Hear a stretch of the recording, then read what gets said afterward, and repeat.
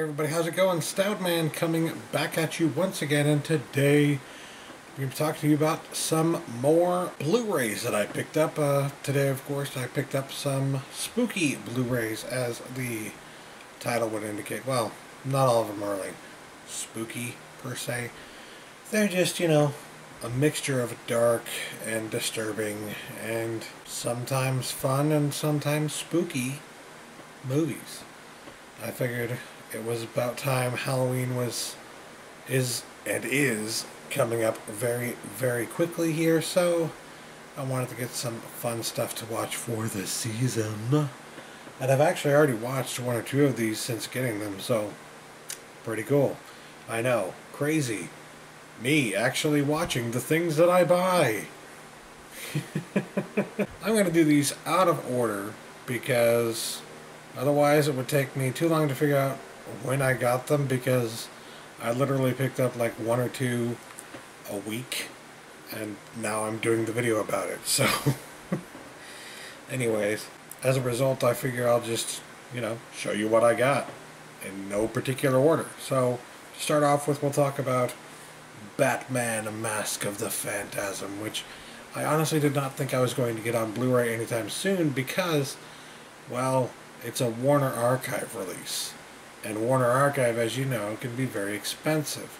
Other times I've gotten them were when they were like doing a 4 for $44 deal, so it would be $11 each. $11 is a very good deal for a Warner Archive title. But you know what's an even better deal than $11? $9. And guess what? I don't know, like, if it was a flash sale, like Skinsup was saying, or if it was just like some random mistake that they made or something in pricing, but whatever it was, I took advantage of it when late at night last week, for some reason, Batman: Mask of the Phantasm went down to like $8.54 or something like that. I can't remember exactly what the price was, but it was a really incredibly, wait a minute, this movie just came out from a print-on-demand facility kind of price. Just like, holy crap, I can't even believe I'm seeing this kind of price for this particular title, so I had to jump on that. Of course, this doesn't come with any special features. It's another reason I didn't really want to pay a whole lot of money for it, but it is one of the best animated Batman movies ever, so very glad that I finally did get the chance to pick this up. I knew I would eventually. I even went ahead and gave my DVD copy to my niece, because or one of my nieces I should say, because she is obsessed with DC and Batman, and, well, not necessarily just Batman, but, she's obsessed with the DC universe, and I figured she'd like it, and I think she did, but whatever. Hey, now she can watch it in high def if she wants to. She can borrow my high def copy here. But yeah, very cool to have this. Very glad to have it in my collection. Next up here, I got Blair Witch, which I wanted to pick up because I hadn't seen it yet, and I was very interested in seeing it.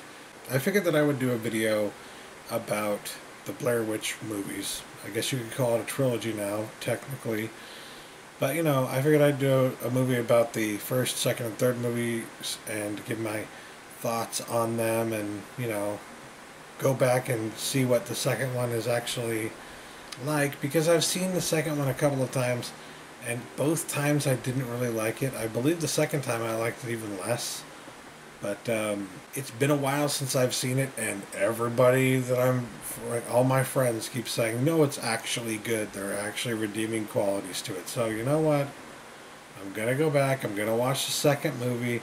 I went ahead and watched this one as well, and I don't want to spoil my thoughts on that because I'm going to be doing a whole video about Blair Witch, probably in the next week or two or three or something like that.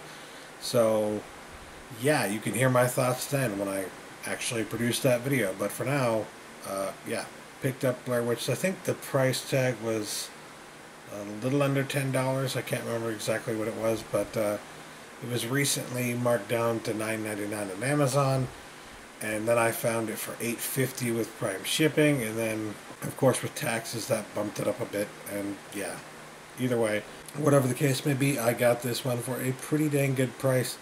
And I was actually happy with the deal that I got. So, yeah, very nice. Speaking of ridiculous prices that I never would have expected to see, like with Batman Mask of the Phantasm, I also found this movie on 4K for a ridiculous price.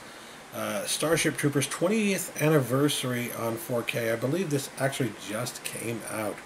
And again, I don't know if it was a pricing mistake on Amazon or if it was some random sale, but it wouldn't make sense for it to be a random sale because it literally just came out. Whatever the reason was that they decided to put this down to such a low price, I had to go for it because it's not every day that a 4K title goes below $10, and this one went for, it was $9.51, I believe. $9.51.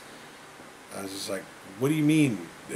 I swear, this literally just came out. How is it on 4K for less than $10, having literally just come out? 4K is still very expensive. Now, it's not, it's getting cheaper, right? To the point where this week, if you didn't know, Best Buy is having a sale on 13 4K titles, and it's buy two for $20. So literally $10 per title on some of them. And I think like Ex Machina and Cabin in the Woods are in there, and I was seriously considering that, but I elected not to because I'm only collecting 4K for the eventuality that I'm going to get a 4K player, and I'm sure I will want those titles on 4K, but I wasn't really interested in having them before that because I already have the Blu-ray for Cabin in the Woods and for Ex Machina. So it was just like, what would be the point in getting the 4K now when I can't take advantage of the 4K? You know what I mean? But in this case, I did not yet have Starship Troopers on Blu-ray, and I've been trying to find it for a halfway decent price on Blu-ray, and it's one of those random titles where, for whatever reason, even though it's usually pretty cheap, I can never find it for cheap. Even though it's a very mass-produced title on Blu-ray, I can never find it for like a decent enough price that I would want to pay for it. So, I know that it's been in Big Lots and places like that before, but I never see it there. I never see it anywhere. So to be able to find the 4K version here, which includes the Blu-ray for less than $10, to me that's like I'm paying $5 for the Blu-ray and then $5 for the 4K disc, which I will eventually get to use. So, yeah, not a bad deal if you ask me. Very glad to have picked this up, and I did actually go ahead and watch the Blu-ray after getting it because, again, it's been so long, and very much still enjoy this movie. I think it's just a blast. Yes, it's absolutely ridiculous, but that's the point. If you didn't think there's any like subtext behind this movie, I highly recommend. There's an article I think by The Atlantic.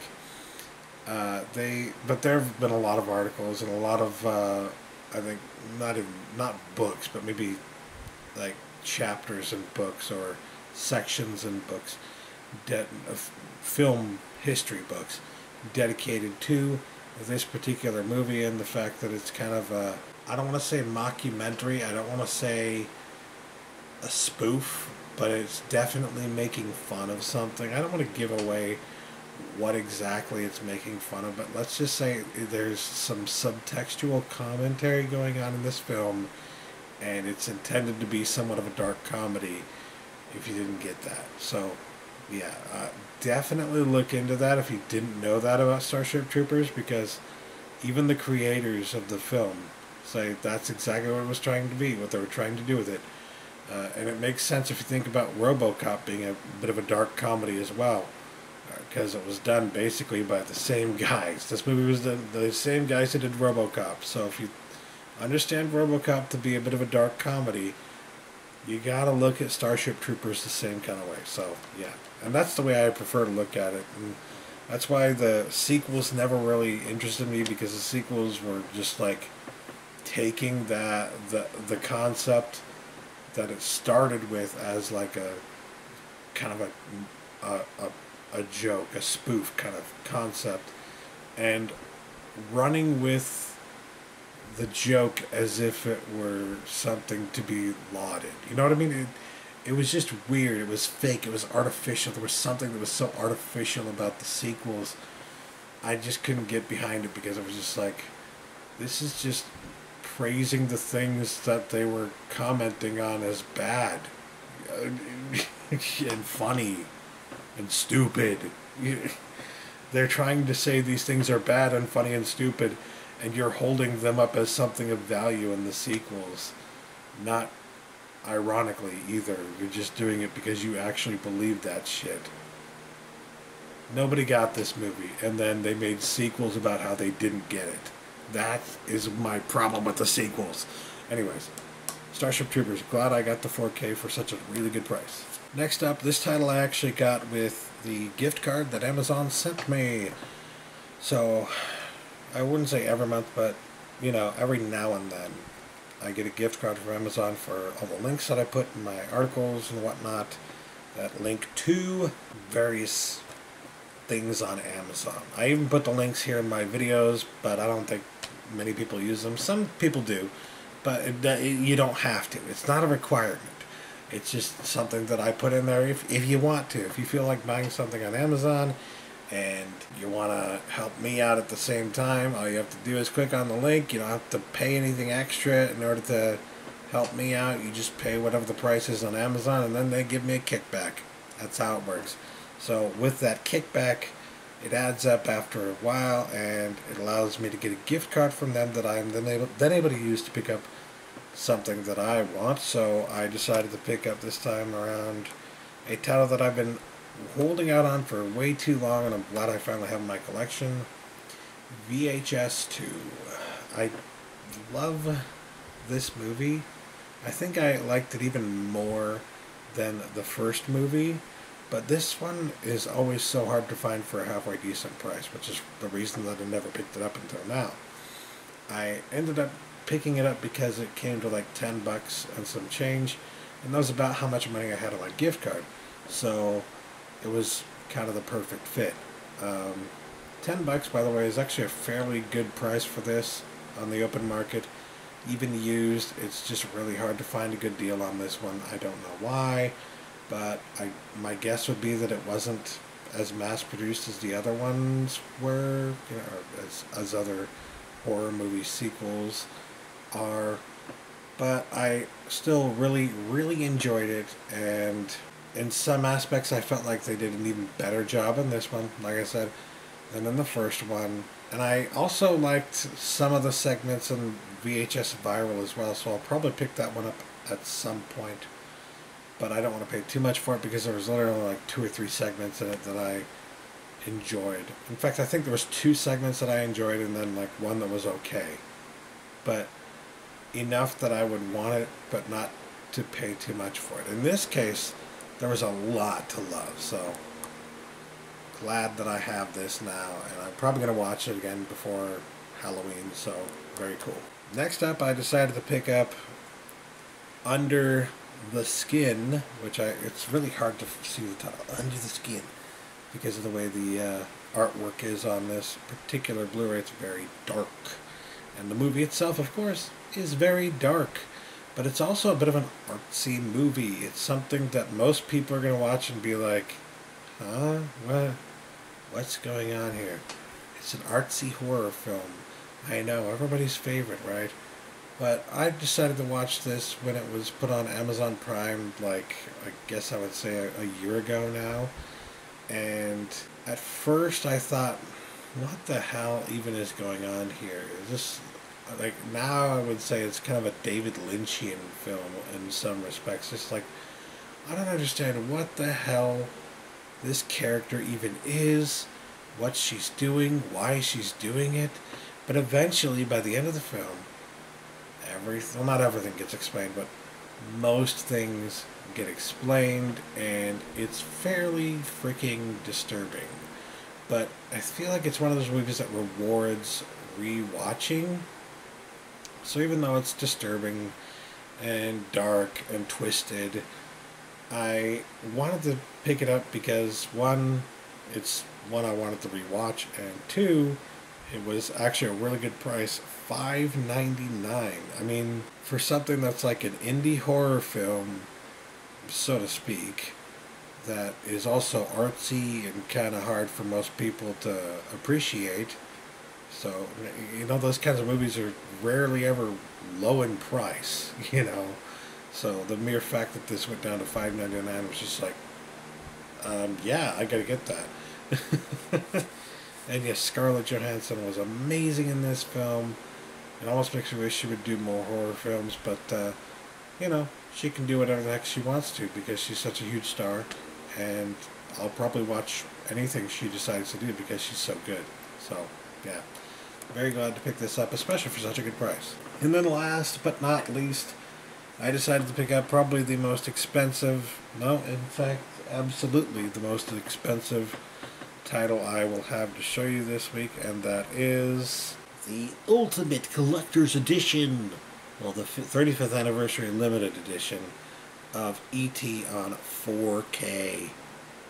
And that right there is the reason I decided to pick it up. What's funny is that when I first saw the cover art for this, like they showed some cover art they showed the cover art for this particular edition on Blu-ray.com and a few other sources, and they kind of showed it like this, where you could see the track lines here from this particular version, and you can see Elliot and E.T. on the moon, and you can see the track line over here. Now, they never used the word lenticular. They never even mentioned in any way, shape, or form that it would have a lenticular cover. So it looked like they were trying to simulate the concept of a lenticular cover, and my concern was that they were literally just going to have track lines of E.T. here, and then E.T. and Elliot on the moon, and then the track line over here, and that was just going to be what it looked like. I thought that was going to be the plain artwork that was going to be on the cover. And I was just like, but why would you do that when you could just have E.T. and Elliot going over the moon? Like, it didn't make sense to me, so I was just kind of upset with that style choice. But then when I saw it come out and I saw a video of somebody getting it, and they revealed that it was in fact a lenticular cover, I was actually really, really happy with that, because I'm like, oh good, I don't have to stare at this and just look at track lines. I can actually make Elliot and E.T. go over the moon. And I thought that was really freaking cool. And I'll be honest, I bought this literally for that lenticular cover. That's the only reason I got it, because I figured that some of these limited editions actually are limited, and sometimes they only put out like a few thousand copies, and then they never put out another release of the limited edition of it. You know what I mean? You never know exactly which one is going to be like that, and if it were going to be anything, I would not think it would be E.T., but on the off chance that it was, I was not willing to take the chance. So I decided to go ahead and pick this up for $25, which for a ultra limited edition movie on 4K is actually not that bad of a price. But yeah, $25, and I got the nice lenticular cover, and I can make E.T. and Elliot go zoom, zoom, zoom, zoom. So this comes with, of course, the Blu-ray, the 4K disc, the digital copy, all in this handy dandy case. But it also comes with the soundtrack, which is pretty cool. Yes, it comes in one of these things. And it comes with, if this will come up, thank you, a collectible booklet as well. Now, as I understand it, this booklet actually contains all the same content that you will find in the digibook from the original Blu-ray digibook release. So it's nothing different per se, it's just pretty much the same content in a separate booklet here, which is nice. But it's not like they went to any ridiculous effort there. And like I said, I'm not even gonna lie, the whole reason that I paid $25 for this. The whole reason I was willing to pay $25 for this was because of the lenticular cover. I already had the movie on Blu-ray. Steelbook Blu-ray. There's that ridiculous story behind the Steelbook Blu-ray too that I almost couldn't find it. But even though I have a nice looking edition of the movie on Blu-ray, and even though I don't have 4K yet, and so I have no reason to have the 4K disc, I paid $25 for this. I am a goober. I know. I don't know why. Just they know how to get me. All right, they know how to get me. I can make E.T. and Elliot go over the moon. That's all I needed. $25. It's yours. All things told, most of these are pretty good deals. And then the last one was just me giving in to temptation. And I can't blame myself too much for that because I don't do it too often. So, yeah. E.T. again, double dipping, but for all the right reasons, right guys? I got Batman Mask of the Phantasm for an excellent deal. Blair Witch, another pretty good deal there. Less than $10 on Blair Witch, pretty good right now. Starship Troopers 4K for less than $10. Phenomenal deal. VHS 2 for about $10. Pretty good deal. And then Under the Skin for $6. Fantastic deal. So, yeah. There's only one there, the last, the E.T. that was not even remotely. Well, I guess you could say 25 is still a somewhat good deal when you consider that it's a 4K like special edition of the film with the booklet and everything. I think they're selling something similar for the 4K edition of Close Encounters of the Third Kind, and that one is selling for like 30 something bucks. So 25, that's a fair price. That's a fair price. It's just that I paid the 25 just for that lenticular cover. I'm ashamed, but I'm also happy. I don't know. Anyways, that'll do it for me today. Thanks for watching, guys. Catch you later. Peace.